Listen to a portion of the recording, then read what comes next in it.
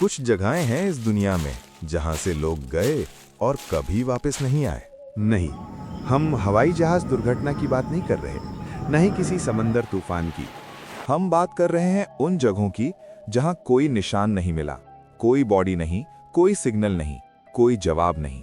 आज का एपिसोड उन्हीं जगहों के बारे में है जहां से कोई वापस नहीं आया। शुरू करते हैं सबसे मशहूर जगह से, बर्मुडा ट्रायंगल। दिसंबर 1945, यूएस नेवी के 5 Avenger bombers flight 19 routine training mission पर निकले।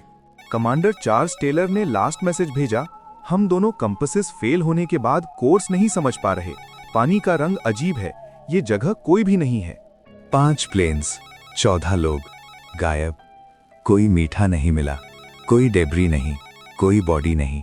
रेस्क्यू प्लेन जो उन्हें ढूंढने गया वो भी गायब हो गया। अब लेते हैं आपको सोवियत रशिया के यूरल माउंटेन्स में, फरवरी 1959। 9 एक्सपीरियंस्ड हाइकर्स, सब ट्रेन्ड, सब प्रिपेयर्ड, ड्याटलॉव पास की तरफ निकले। कोई वापस नहीं आया। जब उन्हें ढूंढा गया, टेंट के बाद जो मिला वो आज भी इन्वेस्टिगेटर्स के लिए नाइटमेयर है। उन्होंने टेंट को अंदर से काटा, बिना जूते के, बर्फ में, -30 डिग्री टेम्परेचर में, नंगे पांव। बॉडीज मिली, लेकिन इंजरीज किसी भी नोन फोर्स से एक्सप्लेन नहीं हो सकती थीं। Broken ribs, missing eyes, missing tongue, कोई एक्सटर्नल वुंड्स नहीं। सोवियत गवर्नमेंट ने फाइल बंद कर दी। एक रीजन दिया, एन अननोन कंपेलिंग फोर्स, और उस दरवाजे को 75 सालों के लिए लॉक कर दिया। मेक्सिको, चिवावा डेजर्ट, एक ऐसी जगह जिसे लोकल्स कहते हैं La Zona del Silencio, the zone of silence. इस जगह पर कोई रेडियो सिग्नल काम नहीं करता, कोई जीपीएस, कोई कंपास, सब बंद। 1970 में यूएस एयरफोर्स का एक टेस्ट मिसाइल इस जोन में आया और यहां क्रैश कर गया बिना किसी रीजन के। और फिर लोग गायब होने लगे। रिसर्चर्स, साइंटिस्ट्स, पूरे एक्सपेडिशन टीम्स। जो वापस आए उनके पास कोई मेमोरी नहीं थी, सिर्फ एक चीज याद थी, एक रोशनी थी, और फिर कुछ नहीं। बहुत लोग बर्मुडा ट्रायंगल जानते हैं, लेकिन बहुत कम लोग जानते हैं डेविल सी को। जापान के पास पैसिफिक ओशन में ये एरिया है जिसे जापानीज लोग कहते हैं मा नो उमी, डेविल सी। 1950 से 1954 के बीच जापान ने इस एरिया में 5 रिसर्च वेसल्स भेजे। सब के सब गायब हो गए, 700 लोग। जापान ने ऑफिशियली इस एरिया को डेंजर जोन डिक्लेयर कर दिया। आज भी कमर्शियल शिप्स वहां से नहीं गुजरते। तो अगर दोनों जगहें इतनी खतरनाक हैं, क्या दोनों का कोई कनेक्शन है? क्या ये दोनों एक ही चीज की निशानियां हैं? अक्टूबर 1978, ऑस्ट्रेलिया।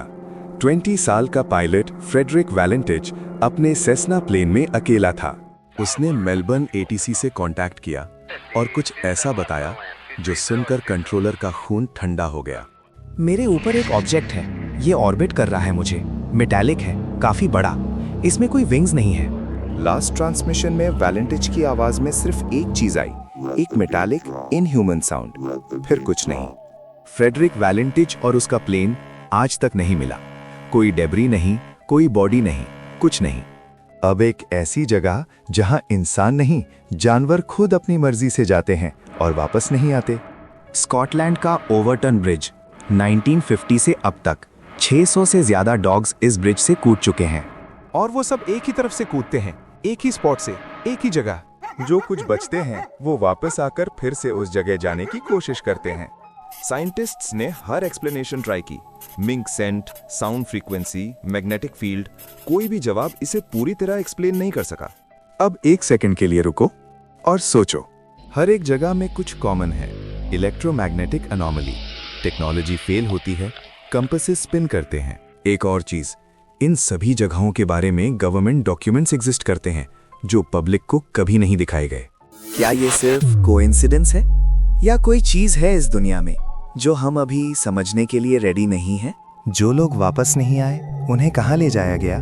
या वो खुद गए, या वो अभी भी हैं कहीं और? ये कहानियां सिर्फ कहानियां नहीं हैं, ये ऑफिशियली रिकॉर्डेड इवेंट्स हैं, रियल पीपल, रियल डिसअपीयरेंसेस। और इस दुनिया में आज भी ऐसी जगहें हैं जिनके बारे में हम आपको बताना चाहते हैं। चैनल सब्सक्राइब करें, बेल दबाएं। क्योंकि अगले एपिसोड में हम आपको एक ऐसी कहानी सुनाएंगे कि आपकी नींद उड़ जाएगी। अगर आप तैयार हैं